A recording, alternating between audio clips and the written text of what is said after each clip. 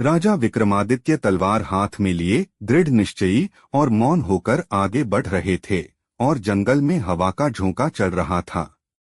चांद आसमान में नीचे और लाल लटका हुआ था, जिसकी लंबी परछाइयां मुड़े हुए पेड़ों के बीच प्रेत की तरह नाच रही थीं।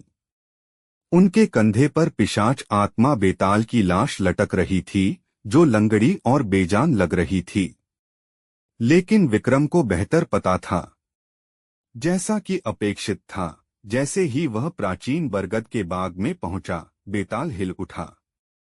मृत पत्तियों की सरसराहट जैसी आवाज में वह बोला, आह विक्रम, उसने फुसफुसाया। क्या हम फिर से वापस आ गए हैं? आपकी दृढ़ता सराहनीय है। क्या मैं समय बिताने के लिए आपको एक और कहानी सुनाऊं?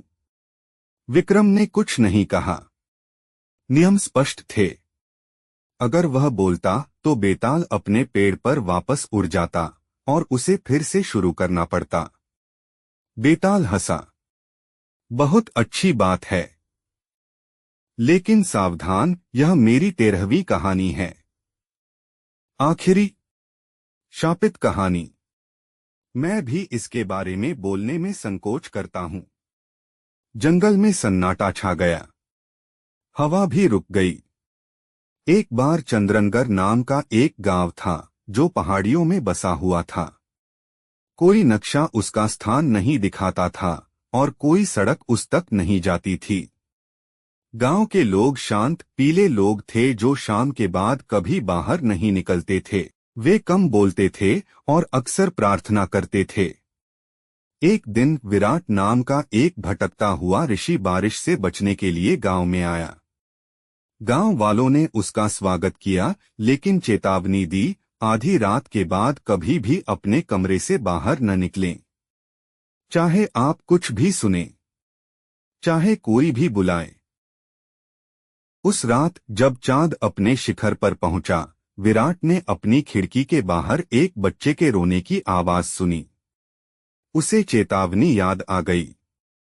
लेकिन रोने की आवाज तेज होती गई, ज्यादा दर्द होता गया और आखिरकार एक आवाज फुसफुसाई, मेरी मदद करो, कृपया। अपने विवेक के विरुद्ध विराट ने दरवाजा खोला। जो उसने देखा उससे उसके बाल सफेद हो गए।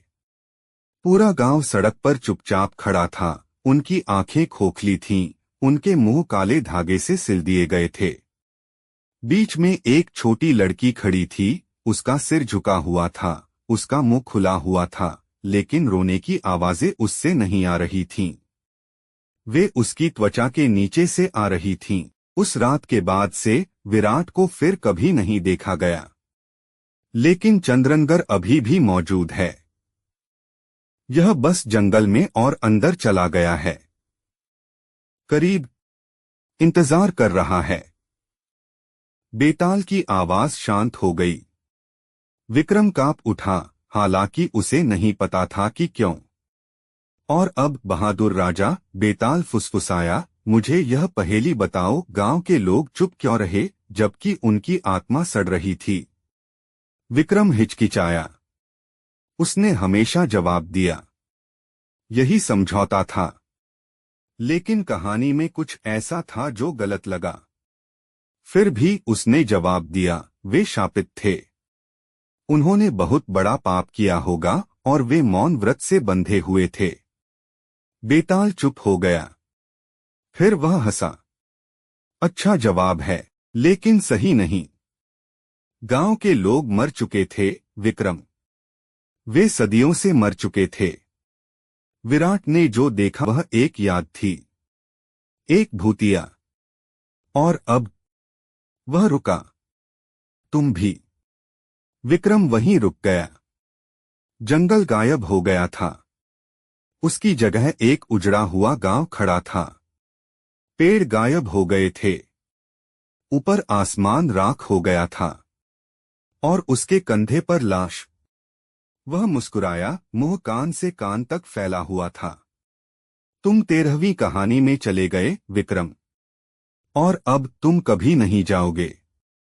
वे कहते हैं, कभी कभी जब चांद लाल होता है तो एक आदमी अपने कंधे पर एक लाश को लेकर जंगल में चलता है।